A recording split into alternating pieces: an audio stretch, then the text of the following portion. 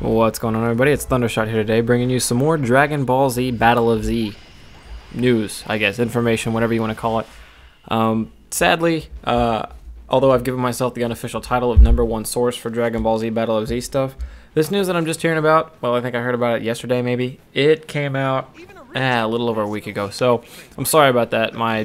I follow a Twitter account that I use to tell me when Battle of Z stuff is coming out, and they just kind of quit talking about it or quit telling me my stuff, so that's what I'm going to blame it on, even though it is 100% my fault for not keeping up to date and checking up on this stuff, because as the unofficial #1 news source for Battle of Z news, I should be more on the ball with this, so I'm gonna try to pick up on that. But anyways, first things first, as you've already read in the title, we're all disappointed.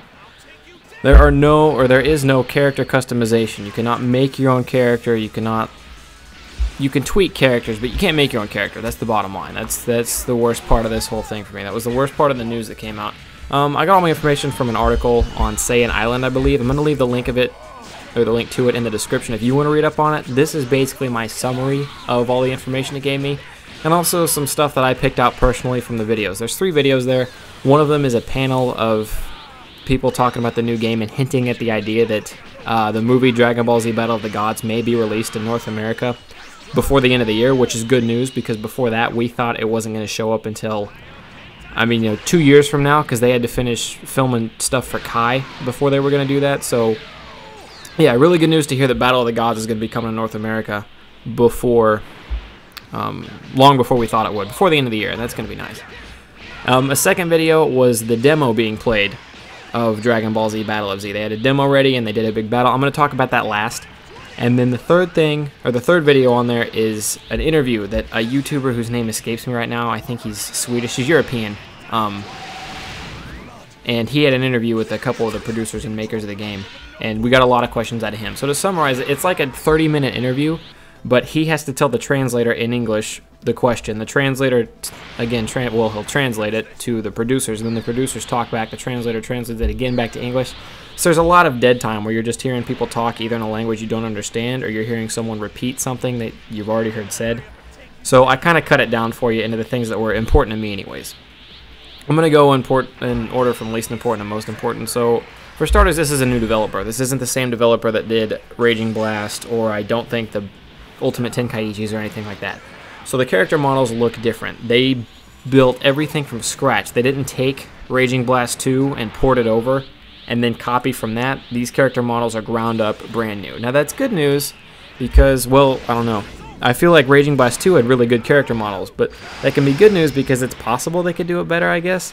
But that could also be bad news because if you got to start from the ground up, that's a lot of work that didn't have to go in there if they could have ported from Raging Blast 2, if you understand what I'm saying.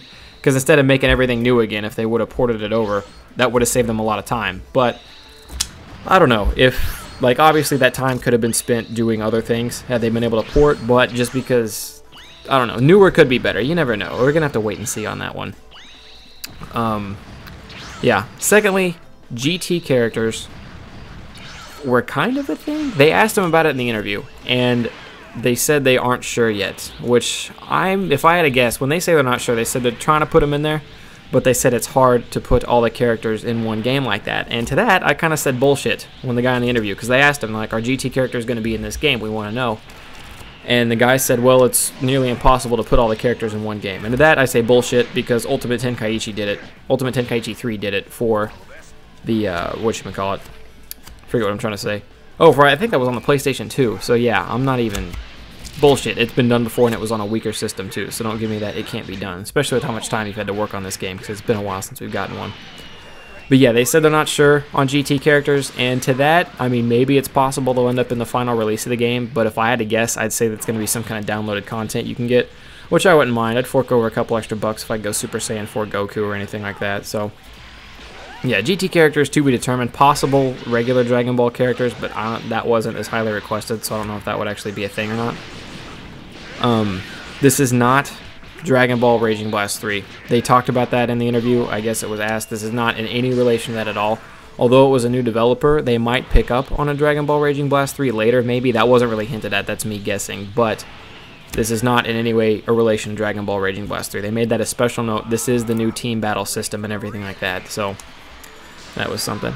On to the video portion of it, what I saw out of the demo that you can go see. I would recommend going and at least watching the demo. I'm summing up the interview for you as best I can, and it's 30 minutes you won't have to watch, so take my word on the interview. But if I was you, I would click the link down below and make sure you read up on some of the stuff there in case I missed anything, and also watch the demo, because the demo will tell you a lot about the game, and it'll give you an idea of how you feel about it. But from what I saw, I am predicting very little story mode from what I've seen, because they were jumping missions like crazy. Like, there were 3 missions to start out in the demo that they could have played. They only chose one of them.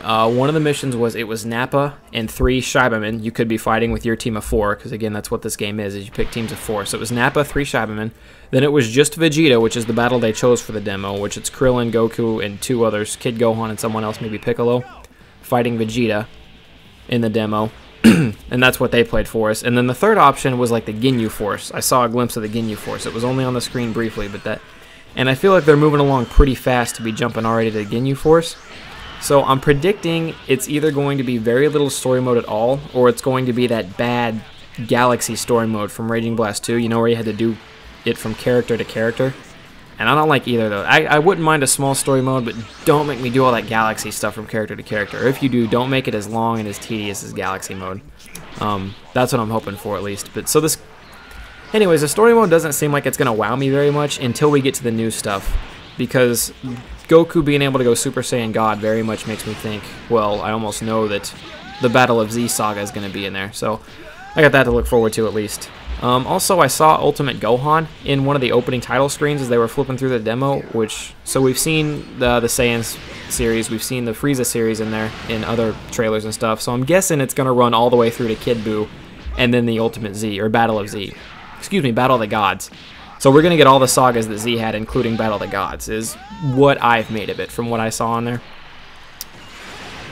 And yeah, that's about all I got. They were talking about some BGM music in the interview that I didn't fully understand.